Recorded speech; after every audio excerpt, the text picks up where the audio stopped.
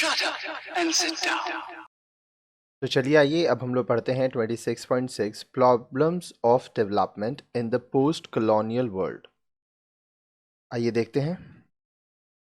During and after the Second World War, leaders of the great powers recognized more equitable global distribution of wealth as essential to world peace and stability. द्वितीय विश्व युद्ध के दौरान और उसके बाद में बड़ी शक्तियों के नेतृत्व ने वैश्विक स्तर पर अधिक समान धन वितरण को विश्व शांति और स्थायित्व के लिए जरूरी माना। After 1945, new global institutions like the UNO, the International Monetary Fund (IMF) and the World Bank were established in order to manage conflicts over wealth production and access to trade.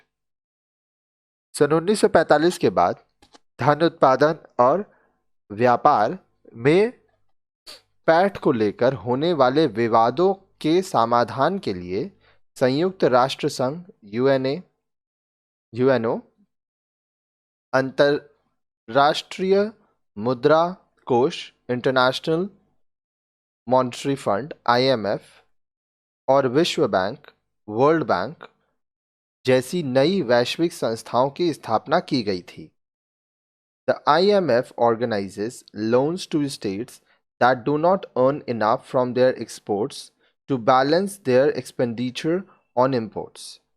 अंतर्राष्ट्रीय मुद्रा कोष उन देशों के लिए ऋणों की व्यवस्था करता है जो उन्हें आयातों पर होने वाले खर्च को संतुलित करने के लिए अपने निर्यात से पर्याप्त धन नहीं जुटा पाते हैं। मतलब जिनका एक्सपोर्ट जो हो रहा है वो उतना नहीं है कि बैलेंस हो सके, तो उनको IMF लोन देते हैं।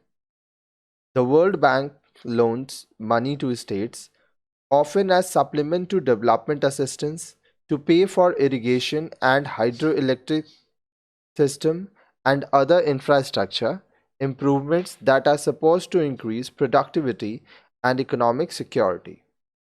विश्व बैंक सिंचाई और जल विद्युत प्रणालियों के लिए भुगतान करने और उत्पादकता तथा आर्थिक सुरक्षा बढ़ाने के लिए अपेक्षित अन्य बुनियादी सुविधा विषयक सुधार करने के लिए राष्ट्रों को ऋण देता है। ऋण का मतलब लोन होता है, जो प्राय विकास सहायता के पूरक के रूप में दिए जाते हैं।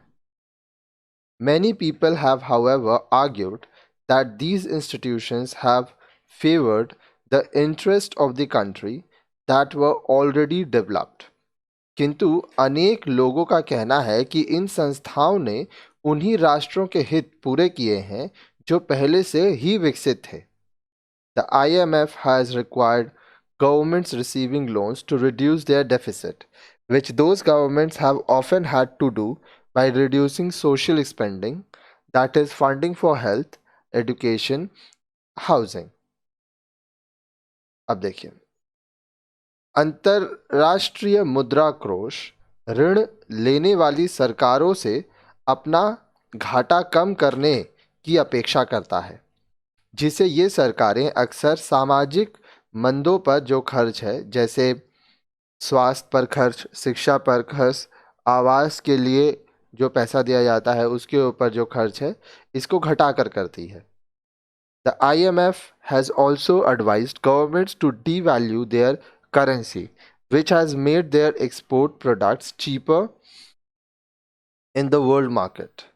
अंतर्राष्ट्रीय मुद्रा कोष ने सरकारों को अपनी मुद्राओं का अवमूल्यन करने का परामर्श दिया है, जिससे विश्व बाजार में उनके द्वारा निर्यात की जाने वाली वस्तुओं की कीमत कम हो जाती है।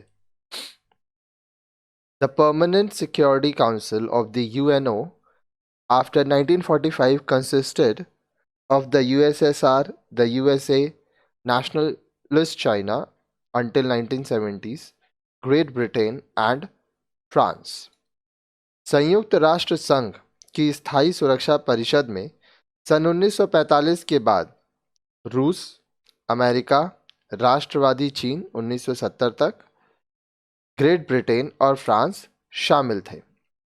आगे देखिए, during the cold war Britain and France sided with the USA on about two-thirds of the issues that came up for vote in the Security Council, reinforcing American preferences and decisions about world politics, including economic issues. आगे देखिए, बोल रहा है शीत युद्ध के दौरान Britain और फ्रांस ने सुरक्षा परिषद में उठाई गए लगभग 2/3 मुद्दों पर अमेरिका का पक्ष लिया, जिससे विश्व की राजनीति तथा आर्थिक मसलों पर अमेरिका प्राथमिकताएं और निर्णय हावी रहे. To some people in Asia, Africa and Latin America, claims by leaders of developed capitalist societies about freedom and justice often seemed a sham, and the policies designed by them appeared hypocritical. Asia, Africa और Latin America के कुछ व्यक्तियों की दृष्टि में विकसित पूंजीवादी समाजों के नेताओं द्वारा स्वाधीनता एवं न्याय के संबंध में किए गए दावे अक्सर खोखले लगते हैं और उनके द्वारा बनाई गई नीतियां पाखंड लगती हैं. At the same time, wider exposure of people around the world to Western capitalist lifestyles through magazines, cinema, and television has led them to acquiesce to Western, especially American, ways of organizing economic and other activities.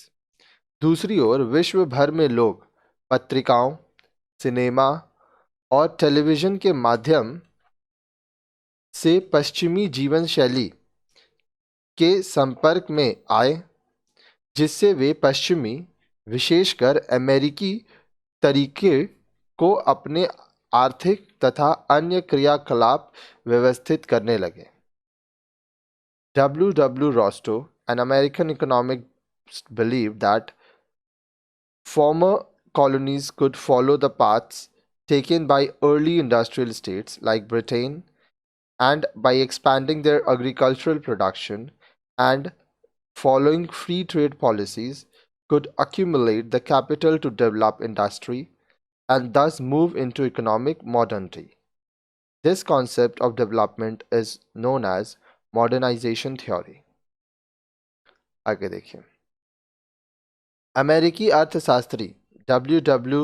Rostow मानते थे कि पूर्ववर्ती उपनिवेश Britain जैसे प्रारंभिक औद्योगिक राष्ट्रों द्वारा अपनाए गए मार्ग पर चल सकते हैं और वे अपने कृषि उत्पादन बढ़ाकर तथा मुक्त व्यापार की नीतियों का अनुसरण करके उद्योग विकसित करने के लिए पूंजी इकट्ठा कर सकते हैं और इस प्रकार आर्थिक आधुनिकता की दिशा में बढ़ सकते हैं.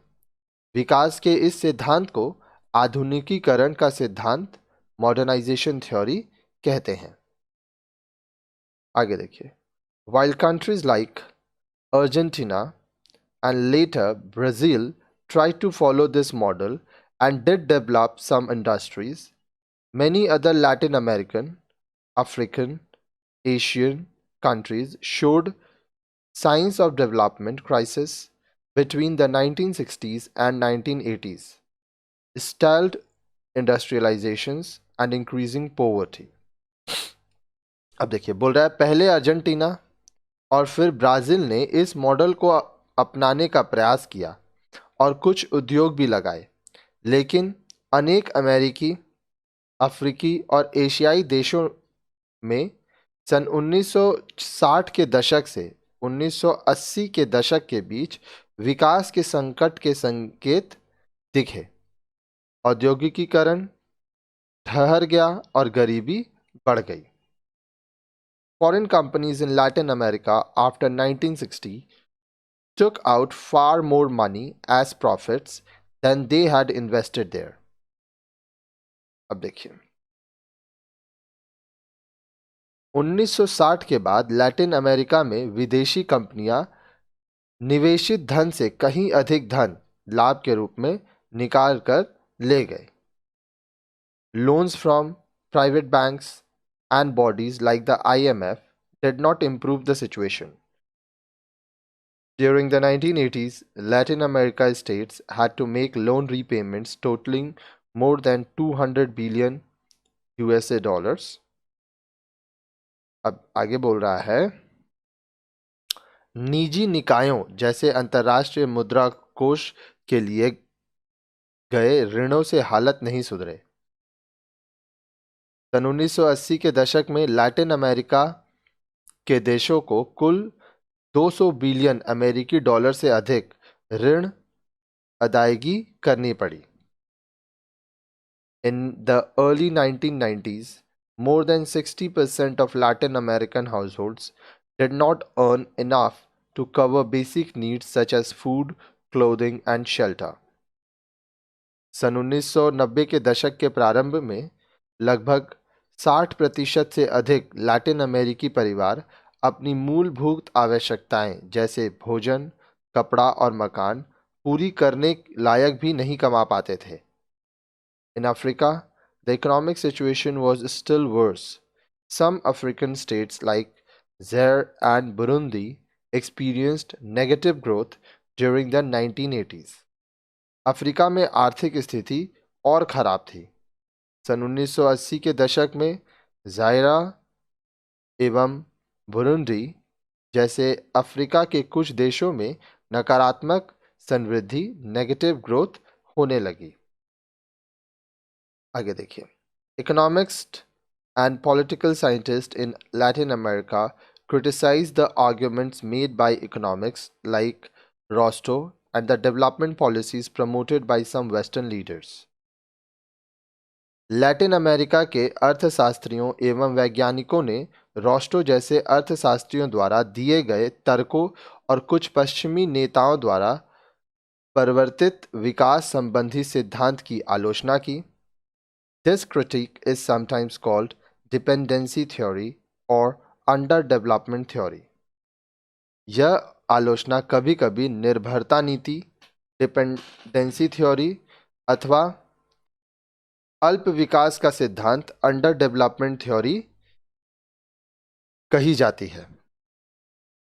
Roll Prebisch and other dependency theorists claimed that centuries of Spanish and Portuguese rule, followed by decades of economic domination by Britain, the USA, and other states, had left most Latin Americans unable to exercise their freedom, especially with regard to material circumstances like employment and use of economic resources.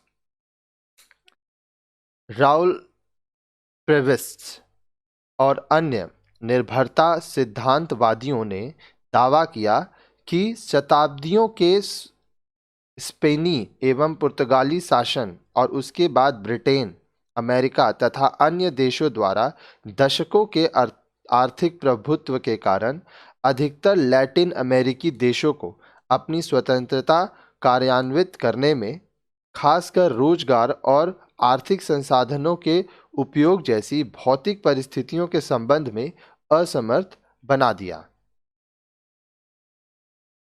Like Prebys, Walter Rodney in Africa in the 1970s observed that colonies could not easily pull out of the dependency patterns created during the centuries of colonialism. प्रेविस की तरह सन 1970 के दशक में Africa में Walter Rodney ने पाया कि उपनिवेश सदियों के उपनिवेशवाद के दौरान सृजित निर्भरता पैटर्न डिपेंडेंसी पैटर्न से आसानी से बाहर नहीं निकल सकते. See discussion of imperialism in unit 5.1. अब देखिए, यूनिट 5.1 में साम्राज्यवाद पर की गई जो चर्चा है वो आप देखें. अब जो स्टूडेंट हमारे वीडियोस को लाइन से पढ़ते हैं वो ये आगे के वीडियो में पढ़ चुके हैं. They claimed that agriculture would remain backward until large landowners ceased exploiting the poorer peasants and laborers. Large estates like the zamindari in India should be broken up and land redistributed to peasantry.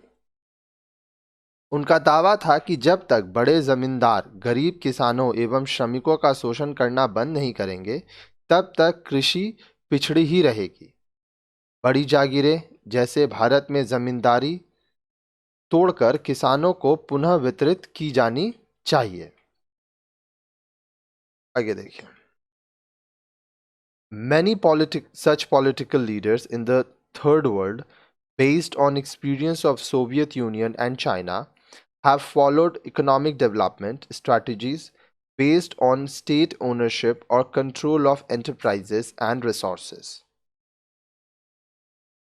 तीसरी दुनिया के अनेक सफल राजनेताओं ने Soviet संघ एवं चीन के अनुभव के आधार पर उद्यमों और संसाधनों पर राष्ट्र के स्वामित्व अथवा नियंत्रण पर आधारित आर्थिक विकास की रणनीति अपनाई।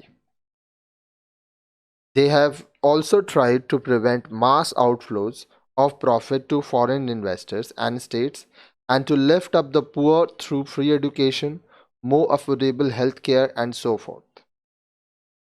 उन्होंने विदेशी निवेशकों एवं राष्ट्रों को भारी लाभ प्राप्त करने से रोकने और मुफ्त शिक्षा, सुलभ स्वास्थ्य सुविधाओं आदि के माध्यम से गरीबों का उत्थान करने की भी कोशिश की है।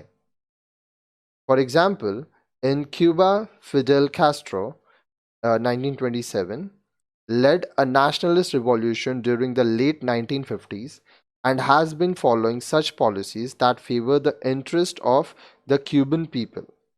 उदाहरण के लिए क्यूबा में फिदल कास्त्रो सन 1927 ने सन 1950 के दशक के उत्तरार्ध लेट 1950s में एक राष्ट्रवादी क्रांति का नेतृत्व किया और क्यूबाई जनता के हित के लिए हितकर नीतियों का अनुसरण करते हैं।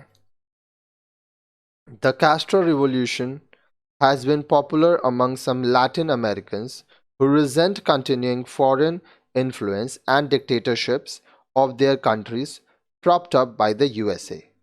Majority of the Cubans enjoy a better standard of living than people in richer countries. आगे देखिए। कास्त्रो क्रांति कुछ लैटिन अमेरिकी देशों में लोकप्रिय रही है जो अपने देशों की अमेरिका द्वारा प्रेरित तानाशाही एवं सतत विदेशी प्रभाव से नाराज हैं। अधिकांश क्यूबा निवासी का जीवन स्तर धनी देशों के लोगों की तुलना में बेहतर है। Other Latin American leaders after 1960 followed the Cuban example in some respects. 1960 ईस्वी के बाद अन्य लैटिन अमेरिकी देशों ने कुछ संदर्भों में क्यूबा के उदाहरण को अपनाया। Salvador Allende was elected president of Chile in 1970 as a socialist. सन 1970 में सल्वाडोर अलेंडे का एक समाजवादी के रूप में चिली के राष्ट्रपति चुने गए। During his brief rule, he tried to nationalize the Chilean mineral resources controlled by foreign corporations. अपने संक्षिप्त काल में उन्होंने चिली के विदेशी निगमों द्वारा नियंत्रित खनिज संसाधनों के राष्ट्रीयकरण का प्रयास किया। However, he was deposed and killed in 1973 by internal enemies with assistance from the USA and replaced a dictator, General Pinochet, until 1990. अब देखिए, लेकिन वे अमेरिका के मदद से आंतरिक दुश्मनों द्वारा सन 1973 में अपदस्थ करके मार दिए गए और उनके स्थान पर एक तानाशाह जनरल पिनोचे आकर सन 1990 तक पदासीन हो गए, मतलब वो पद को ग्रहण कर लिए। ठीक है, अब आगे देखिए।